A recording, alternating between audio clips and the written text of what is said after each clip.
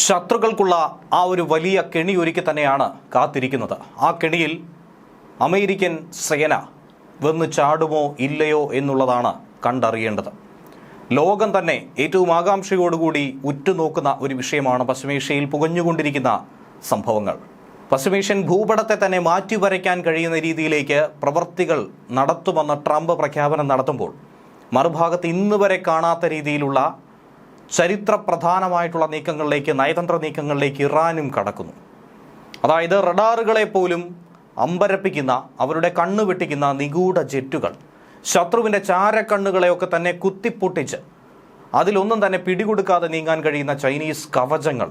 അങ്ങനെ ഇറാൻ ഒരു വലിയ പ്രതിരോധ തന്ത്രമൊരുക്കുന്നു. അതിനുള്ള എല്ലാവിധ ബാക്കപ്പും ഈ രണ്ടു രാജ്യങ്ങളും നൽകുന്നു എന്ന് വേണം മനസ്സിലാക്കേണ്ടത്. ഒരു സൈനിക നീക്കമെന്ന രീതിയിലല്ല ഇതിനെ നോക്കിക്കാണേണ്ടത്. അതായത് ഇന്ന് ലോകത്തെ അത്യാധുനിക സാങ്കേതിക വിദ്യ സമന്വയിക്കുന്ന മൂന്ന് രാജ്യങ്ങൾ തമ്മിലുള്ള നയതന്ത്ര ബന്ധത്തിൻ്റെ ആഴത്തിലുള്ള ഒരു ഉദാഹരണം കൂടിയായി ഇതിനെ പറയുന്നു. ഒപ്പം പ്രധാന ശത്രുവായി ട്രംപിൻ്റെ ഭീഷണികൾക്ക് മുന്നിൽ അടിപതറാതെ ഖമനേയി എന്തുകൊണ്ട് ഇത്രയും നാൾ ആത്മവിശ്വാസം പ്രകടിപ്പിക്കുന്നുവെന്ന് ചോദിച്ചാൽ അതിന് പിന്നിൽ ഈ രണ്ട് കാരണങ്ങളാണ്, ഈ രണ്ട് രാജ്യങ്ങൾ തന്നെയാണ്. അമേരിക്കൻ താവളങ്ങളെ വിറപ്പിക്കുന്ന തരത്തിലുള്ള മിസൈൽ കരുത്ത് ഇറാന്റെ കൈവശം ഇന്നുണ്ടെന്നാണ് അവകാശപ്പെടുന്നത്. അമേരിക്ക അറിയ പോലും ചെയ്യാതെ ഇതിനോടകം തന്നെ ആണവായുധ പരീക്ഷണങ്ങളിലേക്ക് ഇറാൻ കടന്നിട്ടുണ്ടെന്നാണ് സംശയം ഇസ്രയേലും പങ്കുവച്ചിട്ടുള്ളത്. പശ്ചിമേഷ്യയെ തന്നെ തകർക്കാൻ കഴിയുന്ന ഒരു അഗ്നിപർവ്വതമായി ഇറാൻ ഇന്ന് മാറിക്കൊണ്ടിരിക്കുന്നു. അത്യാധുനിക ആയുധങ്ങളെക്കാൾ തന്ത്രപരമായ നീക്കങ്ങളാണ് ഇത്തവണ ഇറാൻ ആവിഷ്കരിക്കാൻ ഒരുങ്ങുന്നത്. അമേരിക്കയാണ് ശത്രുവെങ്കിൽ അക്കൂട്ടത്തിൽ ഒരു വെടിക്ക് രണ്ട് പക്ഷി എന്ന് പറയുന്നത് പോലെ ഏറ്റവും അടുത്ത അമേരിക്കൻ സേനാ താവളം ഇസ്രയേലിലാണ്. ഇസ്രയേലിലേക്കും ആക്രമണം നടത്താൻ ഇറാന് സാധിക്കും. അതിലൂടെ രണ്ടു രാജ്യങ്ങളെയും ഒന്നിച്ച് തകർക്കുക എന്ന ലക്ഷ്യം തന്നെയാണ് ഇറാന്റെ മുന്നിലുള്ളത്. കൃത്യമായിട്ടുള്ള അളന്നു തൂക്കിയുള്ള തിരിച്ചടിയായിരിക്കും ഇത്തവണ നൽകുക. 2022 ശേഷമുള്ള ഏറ്റവും വലിയ പ്രതിഷേധമായി ഇറാൻ കത്തി അമരുമ്പോൾ അമേരിക്കയും ഇസ്രയേലും സംഘടിപ്പിക്കുന്ന സ്പോൺസേഡ് കലാപമെന്ന് ഖമനേയി വിശേഷിപ്പിക്കുന്ന ഈ പ്രക്ഷോഭം അത് മറ്റൊരു തലത്തിലേക്ക് തന്നെ പോവുകയാണ്. പുതിയൊരു ഇറാൻ അത് ഉറപ്പായും ഉണ്ടാകുമെന്ന് തന്നെയാണ് അവിടുത്തെ ജനത പറയുന്നത്. പക്ഷേ കഴിഞ്ഞ ദിവസങ്ങളിൽ പുറത്തു വന്ന വാർത്തകൾ ഒട്ടും തന്നെ ശുഭകരമല്ല. 3000-ലധികം ആളുകൾ ഇതിനോടകം തന്നെ കൊല്ലപ്പെട്ടു. ഇന്റർനെറ്റ് കംപ്ലീറ്റ് ഷട്ട് ഡൗൺ എന്ന രീതിയിലേക്ക് കാര്യങ്ങൾ കടക്കുന്ന ഒരു ഘട്ടം. അങ്ങനെ വരുമ്പോൾ രാജ്യത്തിനകത്തെ വിവരങ്ങളൊന്നും തന്നെ പുറത്തു പോകാത്ത സ്ഥിതി ഉണ്ടാകുന്നു. അതുകൂടാതെ നിശ്ചിത ആളുകൾക്ക് മാത്രം ആഭ്യന്തരമായി ഉപയോഗിക്കാനുള്ള ഇന്റർനെറ്റ് സേവനം നൽകാനുള്ളൊരു തീരുമാനം കൂടി വലിയൊരു തിരിച്ചടിയായി തന്നെയാണ് അമേരിക്ക നോക്കിക്കാണുന്നത്. എന്തായിരുന്നാലും യുദ്ധത്തിനുള്ള സാധ്യതയൊക്കെ തന്നെ ഉരുത്തിരിഞ്ഞു വന്നിരിക്കുന്നു. അതിന് കൂടുതൽ ഊർജം പകരുകയാണ് ട്രംപ്. അമേരിക്കൻ ടാങ്കർ വിമാനങ്ങൾ ഉൾപ്പെടെ ഖത്തറിലെ അമേരിക്കൻ താവളത്തിലെത്തിയത് ഇതിന് ആക്കം കൂട്ടുന്നു. യുദ്ധത്തിന്റെ തയ്യാറെടുപ്പായി അമേരിക്ക കോപ്പ് കൂട്ടുന്നതായി വാർത്തകൾ വ്യാഖ്യാനിക്കുന്നു. ഇറാന്റെ ആകാശ വ്യോമ മേഖലയിൽ സംഭവിക്കുന്നത് ലോകത്തെ തന്നെ ഞെട്ടിക്കുന്ന ചില പദ്ധതികളാണ്. ചൈനീസ് കവചമെന്ന പ്രതിരോധ വിദഗ്ധർ ചൂണ്ടിക്കാണിക്കുന്ന വിഷയം, ഇറാൻ അന്താരാഷ്ട്ര വ്യോമതാവളത്തിലേക്കും ഇറാന്റെ വ്യോമ പരിധിയിലേക്കുമൊക്കെ ചൈനീസ് വിമാനങ്ങൾക്ക് മാത്രമേ ഇന്ന് പ്രവേശനം അനുവദനീയമായിട്ടുള്ളൂ. യാദൃച്ഛികമായ ഒരു വിഷയമല്ല. ചൈനയിൽ നിന്നും എന്തോ വലുത് അത് വരാനിരിക്കുന്നു. അമേരിക്കയുടെ വ്യോമാക്രമണ ഭീഷണി ഏറ്റവും ഉയർന്നു നിൽക്കുന്ന ഒരു ഘട്ടത്തിലൂടെയാണ് കടന്നു പോകുന്നത്. അതുകൊണ്ട് തന്നെ ചൈനയുമായിട്ടുള്ള തങ്ങളുടെ ബന്ധം കൂടുതൽ വിപുലപ്പെടുത്തുന്നു. അത് ഒരു രക്ഷാകവചമായി അവർ തങ്ങളുടെ രാജ്യത്തിനു മേൽ മാറ്റുന്നു. മറ്റ് പാശ്ചാത്യ ശക്തികൾ ഒരു കാരണവശാലും പശ്ചിമേഷ്യയിലേക്ക് കടക്കരുത് എന്നുള്ള നിർബന്ധ ബുദ്ധിയോടുകൂടി തന്നെയാണ് ഇറാൻ പ്രവർത്തിക്കുന്നത്. ചൈനീസ് വിമാനങ്ങൾ സഞ്ചരിക്കുന്ന പാതയിലൂടെയോ അവയുടെ സാന്നിധ്യമുള്ള മേഖലയിലൂടെയോ ഒരു മിസൈൽ തൊടുക്കാൻ അമേരിക്കൻ സേന മുതിരില്ല എന്ന് കൃത്യമായി അറിയാം. അങ്ങനെ വന്നാൽ ഇത് ഇറാൻ മാത്രമല്ല, ചൈനയുമായിട്ടുള്ള നേരിട്ടുള്ള ഏറ്റുമുട്ടലിലേക്ക് കടക്കേണ്ടി വരും. അങ്ങനെ ഒരു സാധ്യത ഒരിക്കലും അമേരിക്ക ആഗ്രഹിക്കുന്നില്ല. അതുതന്നെയാണ് ഇറാന്റെ തുറുപ്പുചീട്ടും. ചൈനയുമായി നേരിട്ടൊരു യുദ്ധം ഒരിക്കലും അമേരിക്ക നടപ്പിലാക്കില്ല എന്നത് ഇറാന്റെ യാഥാർത്ഥ്യബോധമാണ്.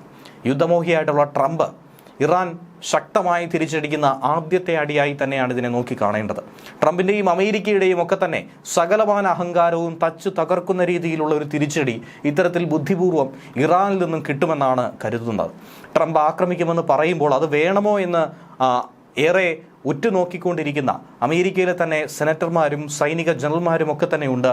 വിഭിന്ന അഭിപ്രായം അമേരിക്കയിൽ ഉടലെടുക്കുന്നു. പ്രതിരോധ വിദഗ്ധർ തന്നെ ഇക്കാര്യം മാധ്യമങ്ങളിലൂടെ പറഞ്ഞിരിക്കുന്നു. അതുകൊണ്ട് തന്നെ ഈ ആക്രമണത്തിൽ അമേരിക്കയ്ക്ക് ജയം അസാധ്യമെന്നാണ് കണക്കുകൂട്ടുന്നത്. ഇനി ഇറാനെ സംബന്ധിച്ച് നോക്കുകയാണെങ്കിൽ അങ്ങനെ കീഴടങ്ങുന്ന ഒരു രാജ്യമായി ഇറാൻ നിലവിൽ നിലകൊള്ളുന്നില്ല എന്ന് തന്നെയാണ് ഇത്രയും ദിവസ സംഭവവികാസങ്ങളിലൂടെ മനസ്സിലാക്കേണ്ടത്. കാരണം പ്രകൃതി അനുഗ്രഹിച്ചിട്ടുള്ള ഒരു സുരക്ഷാ കവചം കൂടി ആ രാജ്യത്തിനുണ്ട്. പർവ്വത മേഖലകളിലും ആഴത്തിലുള്ള ഭൂഗർഭ മിസൈൽ നഗരങ്ങളും ഒക്കെ തന്നെ ഇറാനെ സമ്പുഷ്ടപ്പെടുത്തുന്നു. ഇങ്ങനെ ഒരു ആക്രമണത്തിൽ നിന്നും ഇറാനെ ഒരു സങ്കീർണമായ സൈനിക ലക്ഷ്യമായി തന്നെയാണ് ലോകശക്തികൾ നോക്കിക്കാണുന്നത്. ഒരു മിസൈൽ വർഷിച്ചാൽ അതൊരു അഗ്നിപർവ്വതം പോലെ സ്ഫോടനാത്മകമാകുന്ന ഒരു കാഴ്ച കൂടി കാണേണ്ടിയിരിക്കുന്നു. ഒരു വലിയ കൂട്ടക്കുരുതിയിലേക്ക് നയിക്കുന്ന രീതിയിൽ കാര്യങ്ങൾ പോകും. അത് അമേരിക്കയെ സംബന്ധിച്ച് നിരവധി സാധാരണ ജനങ്ങളുടെ, സാധാരണ മനുഷ്യരുടെ രക്തത്തിൻ്റെ കണക്ക് പറയേണ്ട അവസ്ഥയിലേക്ക് കൊണ്ടുചെന്നെത്തിക്കും. ഇറാന് വളരെ വിശാലമായ പ്രോക്സി സംവിധാനമുള്ളത് നമുക്കറിയാവുന്നതാണ്. അത് പൂർണ്ണമായും ഇസ്രയേലോ അമേരിക്കയോ ഇതുവരെ നിർവീര്യമാക്കിയിട്ടുമില്ല. ഹോർമുസ് കടലിടുക്ക് വഴിയുള്ള എണ്ണപാത ഇറാൻ തടയുന്ന ഒരു സാഹചര്യം ഉണ്ടായാൽ ലോക വ്യാപാരത്തെ പോലും അത് സ്തംഭിപ്പിക്കും. അമേരിക്കയെ പോലുള്ള ഒരു രാജ്യത്തിന് അത് മറികടക്കാനുള്ള ശേഷിയില്ല എന്നുള്ളതാണ് യാഥാർത്ഥ്യം. കഴിഞ്ഞ കുറച്ച് കാലങ്ങളായി പെൻറ്റഗണും അമേരിക്കൻ ചാര ഉപഗ്രഹങ്ങളെ പോലെ ഒരു വിഷയം എടുത്തു കാട്ടുന്നത് ഇറാന്റെ ആകാശ മേഖലയിൽ ഒരു നിഗൂഢ ജെറ്റ് വിമാനം പലപ്പോഴായി പ്രത്യക്ഷപ്പെടുന്നുണ്ട്. റഡാറുകളിൽ ഒന്നും തന്നെ പെടാതെ അത്യാധുനികമായ സ്റ്റെൽത്ത് കൺട്രോൾ സംവിധാനങ്ങളുള്ള ഈ ജെറ്റ് എവിടെ നിന്ന് വന്നു, ആര് വിക്ഷേപിച്ചു, അത് അമേരിക്കയുടെയോ റഷ്യയുടെയോ കരങ്ങളുണ്ടോ എന്ന സംശയമടക്കം നിലവിൽ ഉയർന്നു കേൾക്കുന്നുണ്ട്.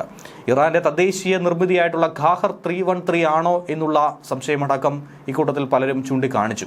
അതല്ല എങ്കിൽ റഷ്യയുടെ സഹായത്തോടെയോ ചൈനയുടെ രഹസ്യ സഹായത്താലോ കിട്ടിയതായിരിക്കും എന്നാണ് അമേരിക്ക സംശയിക്കുന്നത്. എന്തായിരുന്നാലും റഡാറിൽ പെടാത്ത ഈ വിമാനങ്ങൾ നിമിഷങ്ങൾക്കുള്ളിൽ പ്രത്യക്ഷമാകുന്നു, നിമിഷങ്ങൾക്കുള്ളിൽ അപ്രത്യക്ഷമാകുന്നു. അമേരിക്കൻ വ്യോമസേനയ്ക്ക് വലിയ തലവേദന തന്നെയാണ് അത് ഉയർത്തുന്നത്. തങ്ങളുടെ ആകാശത്ത് ആര് പറക്കണമെന്ന് തങ്ങൾ തന്നെയായിരിക്കും തീരുമാനിക്കുക. അതിനെ അമേരിക്കയ്ക്ക് ഒരു തരത്തിലും ഇടപെടാൻ കഴിയില്ല എന്ന് അയത്തുള്ള അലി ഖമനേയി തന്നെ നേരത്തെ പ്രഖ്യാപിച്ചു കഴിഞ്ഞു. അതുകൊണ്ട് തന്നെ ഈ ജെറ്റ് അത് അമേരിക്കയ്ക്കുള്ള ഒരു താക്കീത് കൂടിയാണ്.